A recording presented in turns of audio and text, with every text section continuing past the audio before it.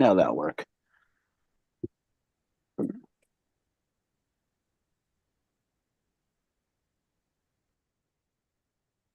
What's going on, football fans? Good morning, afternoon, evening, whatever time zone you are in. I am Bill Corpus Crispy Murphy, and welcome to another exciting edition of Thursday Night Gridiron. I am joined by my two good friends, the vice president of the network, Danny Boy Reginald, and the president of the network, Lawrence Patchman Lang. So both the heads are here, making sure I'm behaving myself. I don't know how you got me 2 weeks in a row. Wait, you weren't This here is weird. last week. It seems I'm here on an every other week bite. No, I had John Haraska here last week. So Well, I don't know how you got me here the following week. So so yeah, these guys are here to make sure I'm behaving myself. So I let my hair down tonight. I'm in a Kirby t-shirt. I'm in a Knicks beanie. I'm relaxing. Here for some fun. yeah. All right. We ready to have some fun and talk about some football? Sure. All right. But before we get to our nice, wholesome game of football, we got some NFL storylines that happened this week. DeAndre Hopkins has been traded to the Chiefs from the Titans for a fifth-round pick.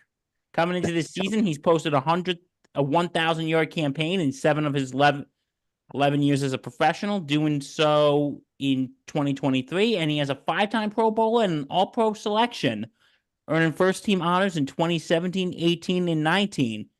Gentlemen, let's start with Danny Boy Reg. What do you think about this trade? Well, it's a no-brainer for the Chiefs because they keep losing people.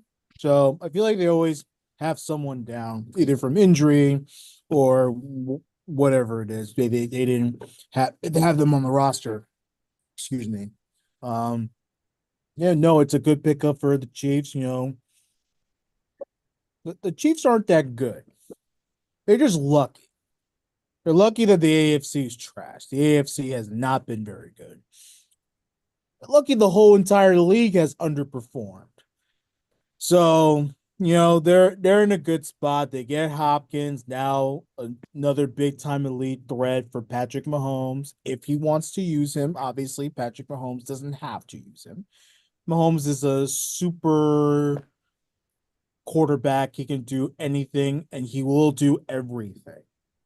But no, it's a great weapon to have, and immediately, if the Chiefs aren't the best team in the AFC, then I don't know, I don't know what to tell you. Like, this gives him more than enough threats across the team. Good pickup by the Chiefs, good way. And once again, they're gonna really kick with us, really mess with us come playoff time, because they're gonna look like they're a bad team, and then all of a sudden they come out firing. So, classic Kansas City Chiefs under the Mahomes and Andy Reid regimes. Always tremendous. Patchman. Yeah, you look at the Chiefs, they needed a wide receiver. They have what I think it's like 5 or 6 receivers out right now on injury. You got Hollywood Brown, Rasheed Rice, Sky Moore, Juju Smith-Schuster, and Jaron Hyatt are all out right now. And with Travis Kelce lost in a love story right now. He's not performing. I mean, no. I mean, Kelce, I think only has 245 yards on the season, no touchdowns. So Travis Kelce's lost somewhere right now in space. And then you're relying on a rookie receiver in Xavier Worthy, who's still trying to find his way. And then Justin Watson and Mecole Hardman, they're also trying to find a way. So when your top receivers in, Hollywood Brown, Juju go down, Sky Moore goes down, and Kelce not performing, the Chiefs needed to make this move to go out and get Hopkins, because now it beefs up the wide receivers. And with a veteran wide receiver on the Chiefs now that's healthy at this time, maybe it will get Xavier Worthy, Justin Watson, and Mecole Hardman to step up too to help get this Chiefs offense scoring more points, and you're not relying on your defense to help you win football games. Well, and here's the thing, with Brown, Schuster, and all of them down, and Mahomes is going to need a new target besides just Xavier Worthy and Travis Kelce, or should we say the future Mr. Swift. Well, I was right. 245 yards, no touchdowns for Travis Kelce right now. He's tied 71st in the league for yards. He's 30th in receptions with 28, and he's 150 plus in both touchdowns and averaging 8.8 yards per reception. So, Travis Kelce needs to pull the lead out of his butt and get going. Patch, I think you need to calm down. I'm speaking the truth right now. You're getting much too loud. I don't listen. I can get louder if you want to. The Travis Kelce is not. Okay, Reg is giving me the yell for that one. So you're taking the L. I'm taking the L on that one. You're taking the L right now because we're used to seeing Travis Kelce be Mahomes' go-to person, and it's just not working right now. I don't know if Travis Kelce needs to take his minds off certain things while he's on the football field, but we're not seeing the right Travis Kelce right now, who is a 2-time Super Bowl champion. Yeah, the problem is that Kelce, I don't know if he really wants to play football anymore. I think it's not because he lost interest. I just think he has everything that he's already wanted. He has Super Bowls. He's been on somewhat of a dynasty franchise, and he has a love story. And baby, just say yes. Like I don't know what else to tell you. Look, Kelce doesn't have to prove anything. But as long as he's on this team, he does have to show something. He has to show up at some point. Oh, absolutely. Yeah. I think DeAndre Hopkins now gives a new target for Pat Mahomes. Mm-hmm. And I think this is an asset to the Kansas City Chiefs right now. All right. If you're looking at Harden, Watson, and Worthy, all three combined for 2 touchdowns, and the 2 touchdowns come from Worthy, the rookie.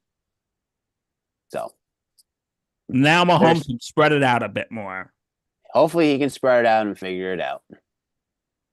Okay. Now moving on to Cleveland.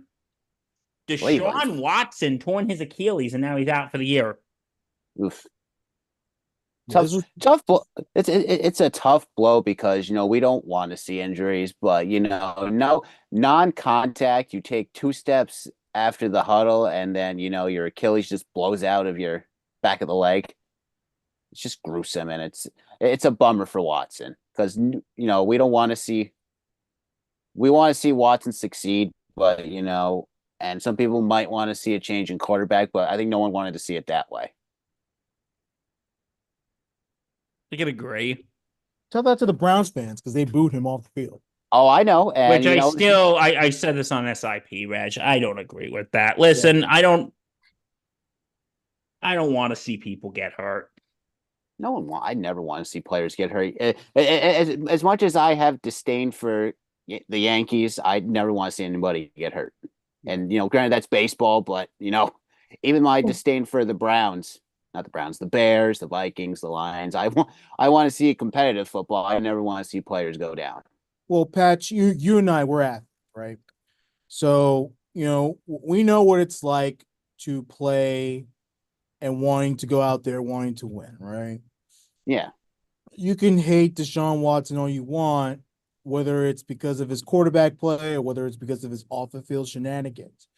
But he wants to play, man. It's just not a good reflection from the fan base to show that, someone that gets hurt that's, literally doing the best he can, doing it badly, but doing the best he can to actually play the game and support the team that, that you root for.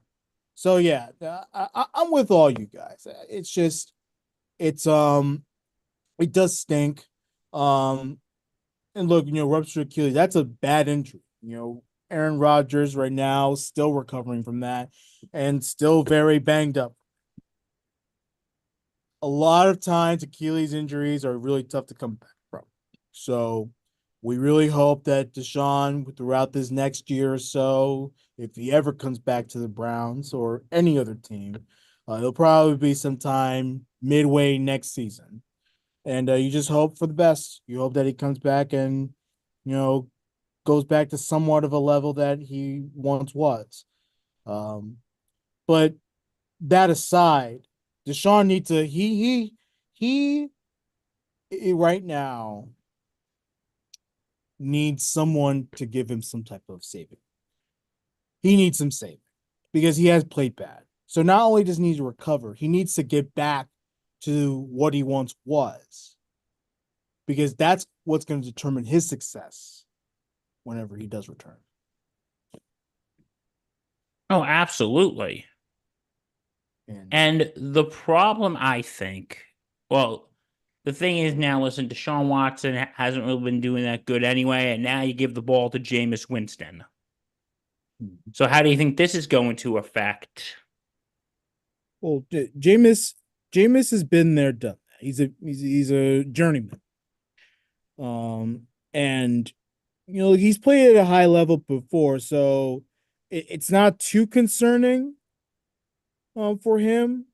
He may not be the best quarterback out there. And look, he was a top draft pick. May not be one of the best quarterbacks out there, but give him some time. Like, he's a very productive quarterback. So that's the thing. You just gotta give him some time. And the Browns aren't a mess. They're a bad team for a reason. So it can't get worse for them.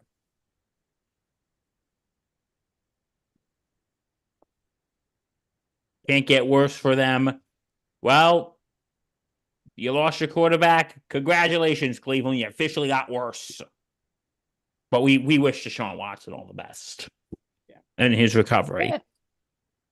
And what's the joke I made the other day, Reg? Cleveland, they wish they were Detroit. We wish we were Detroit. No, exactly. They really wish they were Detroit right now. Yeah, because they beat up a lot of opponents, but they made it very close with the opponent that they had last week who plays tonight. We'll talk about that in a second. But yeah, no, Cleveland, yeah. Wow. All right, before we get to the game, Robert Saleh has a new fluid role with the Green Bay Packers. So, according to Matt LaFleur, Patchman, this role is gonna be a defensive coaching. However, he's looking at it from an offensive lens. So essentially, Robert Saleh is there to sort of keep an eye on how defenses are going to approach the Packers and then relay that information or some type of that nature to the Packers offensive team. And then they were going to plan their game plan using that. So I think it's a clever thing. It's not something that people usually think about. They don't usually hire offensive coaches to look at the defensive side thing. You'll usually hire a defensive coach to be on an offensive part of the team. So it's very clever by Matt LaFleur. Does it will work? I don't know. It will work, but let's see. Maybe they're on to something. Maybe it's a new day in the NFL. Patch. Might be a new day, And Robert Saleh didn't go long without work. Yeah. Well, he's still getting paid by the Jets. Still getting paid by the Jets, but I when it became official that he became part of the Packers, coaching staff, or advisor to the coaching staff, kind of like George Costanza's role to the Yankees, the assisting the traveling agent, wherever it was, travel secretary. Thank you.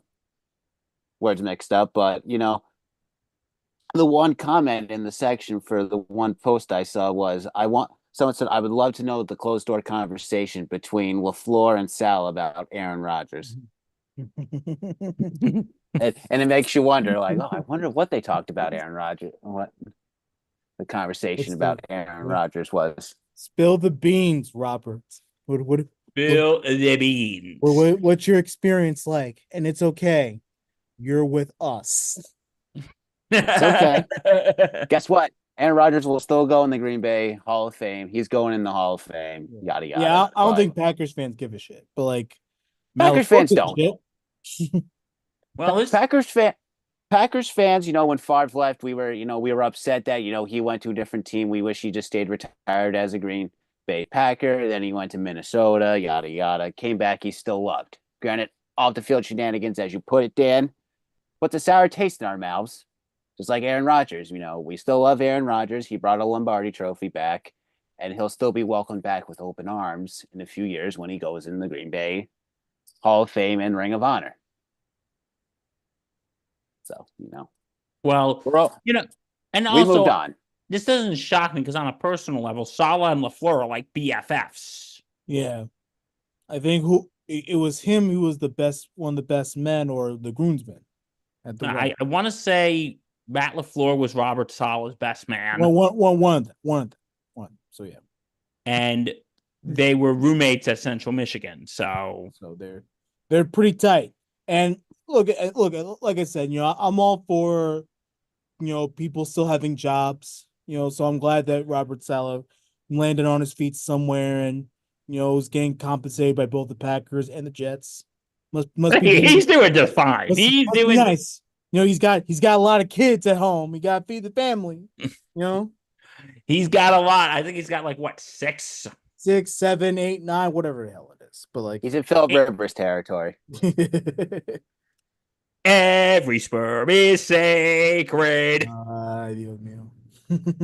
For all you Monty Python fans, you know the joke. Oy vey. Oh, they have 7, 5 sons and 2 daughters, and I can't believe I just wasted my time looking that up. Joe's secretly a Jets fan now. Wait, why am I secretly a Jets fan? Because you're looking up stuff about Robert Saleh, the former. That makes no sense. Well, you're like, oh, I got to find out more about this, and you got to wait till after the show to Google. It's okay, Bill. I see you covering the Giants poster. I know you're doing that on purpose. You're more focused about that Yankee. You're more focused about that Yankee logo up in the corner. Yeah. Oh, come on. I think every Yankee Giant fan is more focused on the Yankees right now. By the way, check out our Bombers banter, which will be live tomorrow, right, Reg? Yes, live tomorrow, sometime in the morning. But we'll see what time we're still in the planning stages of that. It's going to be such a great Bombers banter. You have no idea. It's going to be the bomb. Yes, it will be the bomb. I like that. All right, now it's time to talk about tonight's game, the Vikings and the Rams. Let's first talk about the Vikings. Kevin O'Connell, this is his first time facing Sean McVay since he left the Rams as their offensive coordinator to become the Vikings. And he also won a Super Bowl with them. So, as we all know, in 2020, O'Connell was hired by the Rams as offensive coordinator in his second season. Their offense is ranked second best in receiving touchdowns, 5th highest in total touchdowns, and 8th in best in total touchdowns. So, what do you think it's going to be like for O'Connell to come back to LA? It'd be nice. It's obviously, he's there to win. He's there to coach the Vikings to a victory. But yeah, seeing his old team on the other side, on the sideline, it's probably going to be weird for him. But at the same time, it's good. It's all good fun and competition. And, look, two NFC teams, one going one direction, the other going the opposite. So it's like, it's going to be weird for him. But he's in a good spot because the Vikings right now, despite the loss against Detroit, actually have a lot looking up for them. So it's going to be weird for him. But it's all fun competition. And right now he's more focused on getting this Vikings to into contention for the playoffs, which they're well in right now, 6 weeks in. 7 weeks in, I mean. Oh, absolutely. Who we kidding? The whole NFC North is just in battle mode. This is probably, I just want to say, the NFC North is probably the most fun division to watch right now. Yeah. I said that months ago when I said if Caleb Williams came into the league and adapted quick, the NFC North was going to be the division to Yeah. be the most fun, the most exciting to watch. Yeah, but I did not expect this from the Vikings. I expected more of an up and down season, but that was also because they had a young quarterback, which they were supposed to start, And then, not Sam Darnold. So but hey, Sam Darnold came out and said, "Hey, you know what? We can. Great. Hey, I'll carry this team for this season. We'll take the ride, and then we'll get our rookie ready for the next year." And let's be honest, even though you know JJ McCarthy's not playing this year, at least he's watching an actual veteran NFL quarterback play. Yes, he is. High It's leverage Sam Darnold. situations and doing well. And then not only is he watching him play, he's watching the rest of the NFC play. And the NFC's been like, it's not the greatest conference, but they had some pretty good, darn good names there. So he can pick his brains and everything. Obviously, recovering from injury too, but still being within that circle, it's great for them. So Darnold's success is exactly what JJ needs. But of course, it's also what Darnold needs because Darnold's trying to extend his career. He's trying to prove to everybody that he is not some type of Useless journeyman. exactly useless journeyman and whatever type of word you want to use. But yeah, it's great for the Vikings that he's doing well. And then on top of that, Minnesota, look, they're again, like I said, off to a great start. Unfortunate about Sunday against Detroit, but Detroit's also a really good team. So what can you do?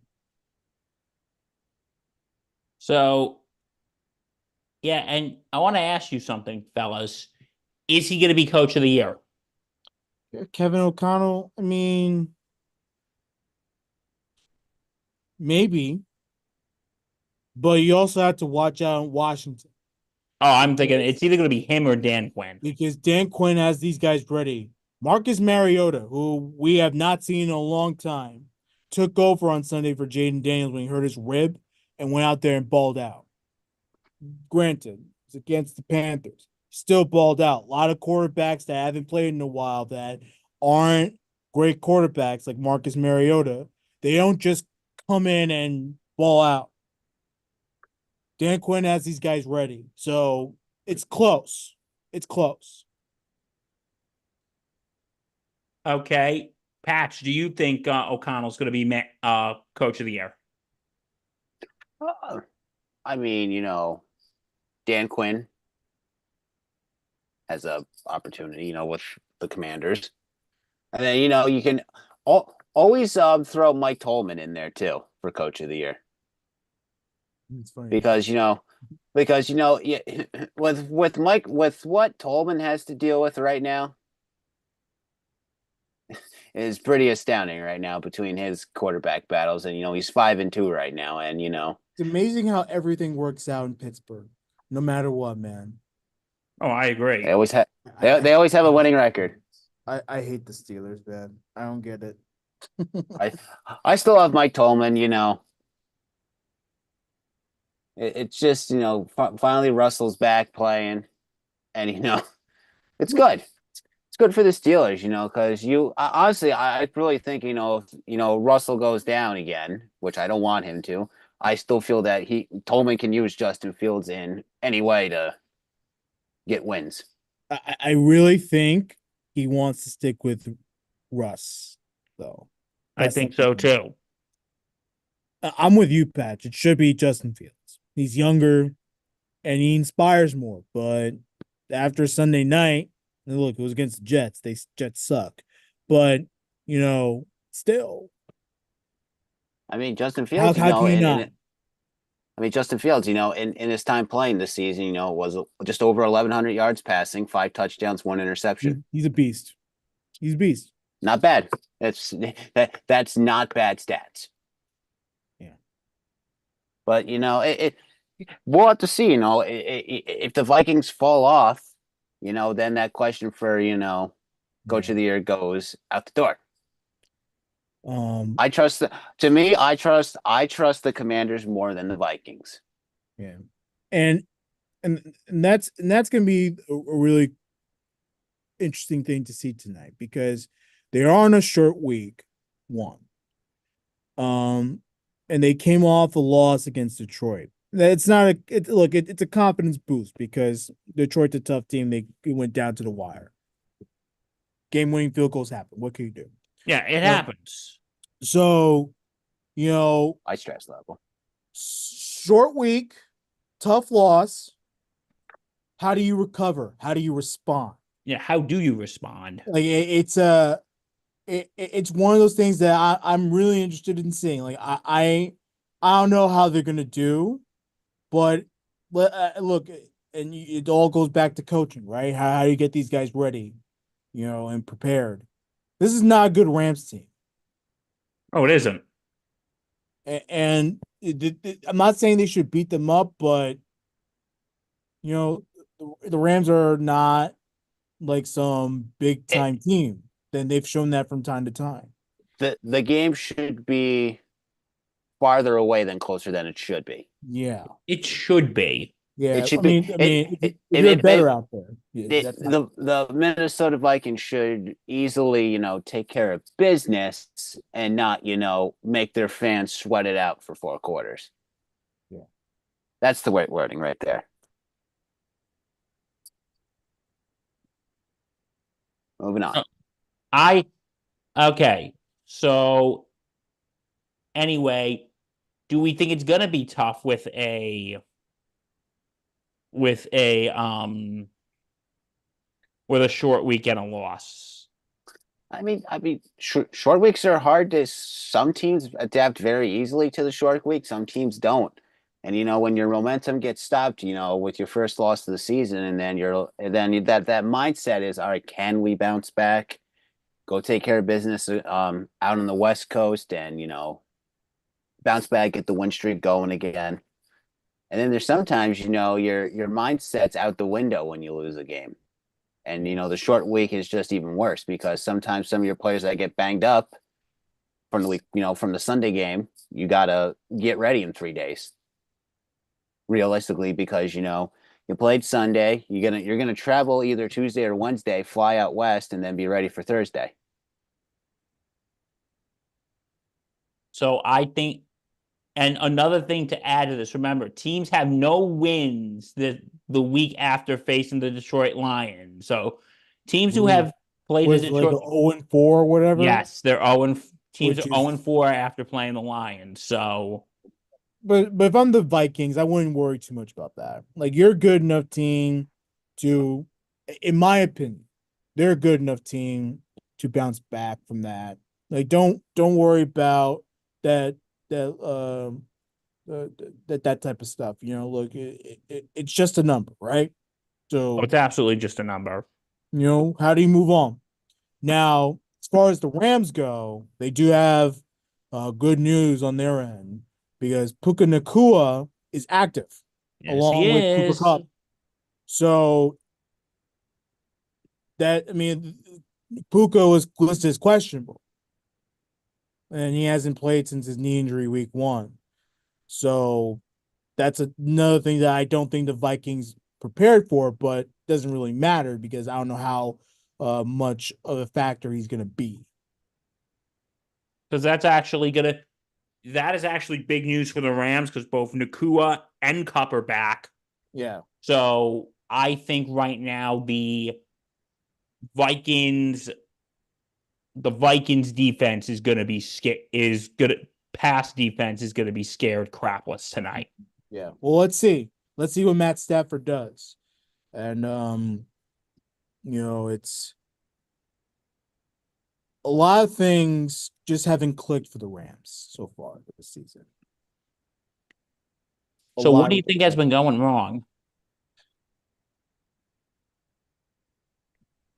Going wrong yet For the Rams? For the Rams? Coaching, quarterback play, teams not in sync, Injuries. injuries, just like the rest of the NFL too. I mean, The injury bug is I real think this year. they're just the product of just bad luck, I guess. You know, Unfortunately, you win a Super Bowl, and sometimes that one Super Bowl just, your adrenaline, your high, we'll yeah. say, just And implodes quicker than the Titanic. losing Aaron Donald was bigger than I thought it was because that pass rush stinks. Yes, It's they not, absolutely.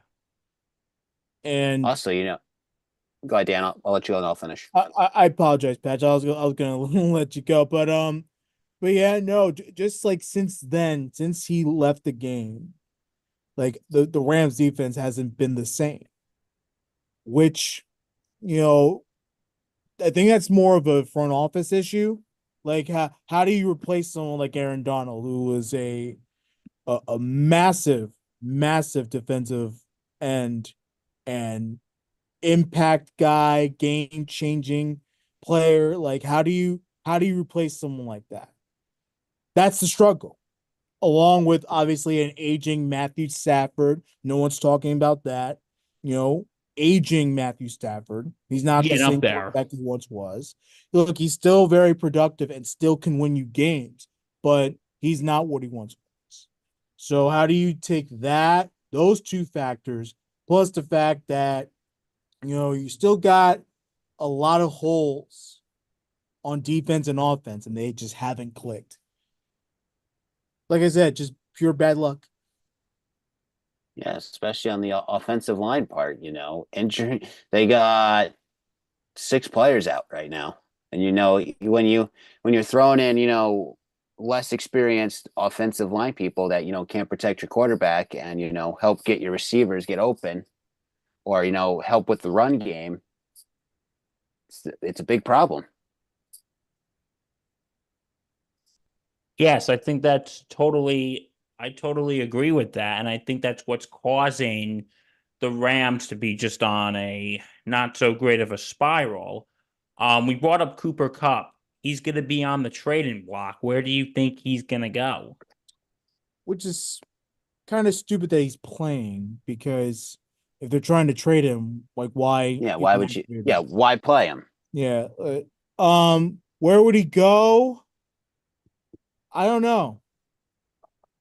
Uh, uh, what teams are interested? I mean, I haven't been keeping touch on them. I think and this is a team that I heard that's been interested in him. I think the Steelers might get him. Okay, help out Russ, help out Justin, whichever they play. I don't know who they're gonna play, but okay, it's not a bad idea. I'm Um, hearing the Steelers. I'm also hearing, give me 1 second. I'm gonna pull it up. I mean, if we're looking at teams that, right now, contention wise, you know, honestly, if the Chiefs want to give up more draft picks, the Chiefs could use another big wide receiver like him. Help just, beef up the wide receiver depth chart in Kansas City. I mean, Houston could probably use another weapon. Buffalo could use another wide I receiver. know, and I know Yes. Buffalo. They just got Cooper, but um, having Cup there can also help Allen because their receiving core is not great. It's not, but of course they don't really need a big time receiving core. You have Josh Allen, who kind of reminds me a lot of the Big Bens and the Tom Brady's, where you know he can work with pretty much anybody and make an impact. Well, I'm I mean, hearing he could go to the Steelers, he could go to the Lions, he could go to the Bucks, he can go to the Niners. eh, I mean, actually, with Evans going down for Tampa, that's not a bad fit. Yeah, I think That's actually a good point. Good I think point. Bal- either Pittsburgh or Tampa Bay. and you know what? And throw Baltimore in there right now.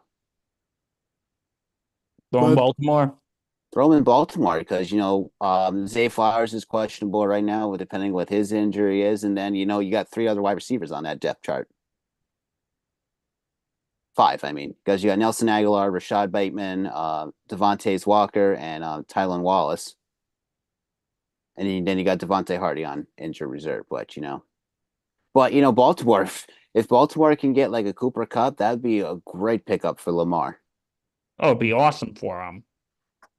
Well, it just adds to his weapons list, you know. Yeah, So, interesting stuff. But if they're seriously thinking about trading, like I don't know why he's playing, you know. But yeah,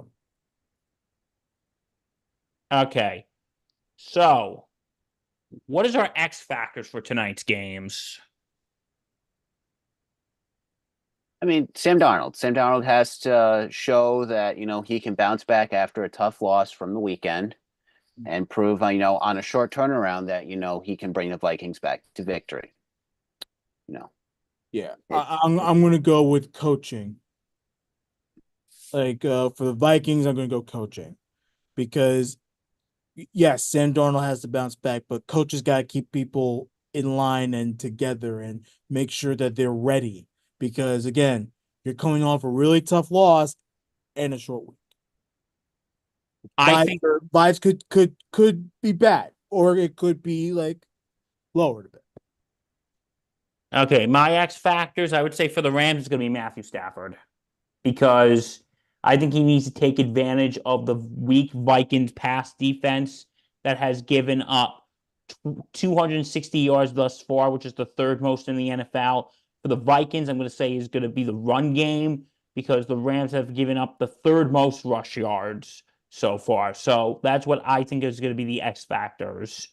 So, what is our predictions for tonight? Um,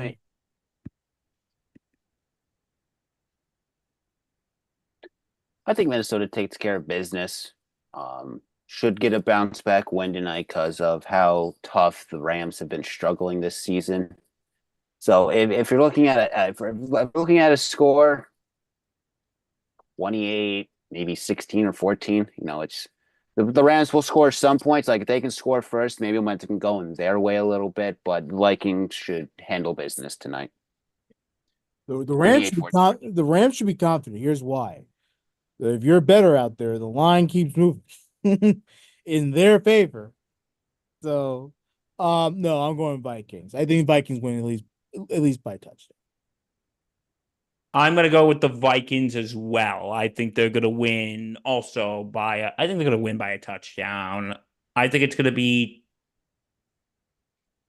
27-20. Mhm. All right. So that is our show for this week. If you want to know more, go to www.thesportsinsanitynetwork.com. Check out our socials. Check us out here on YouTube. Like, comment, subscribe, hit that bell. Don't forget to check out Live Bombers Banter tomorrow. Check out all our podcasts. For Danny Boy Reginald, Lawrence Pashman Lang, I am Bill Corpus Crispy Murphy, everybody. So stay safe, take care, and enjoy the game. Bye bye. Say good night to Mama. Mama loves you.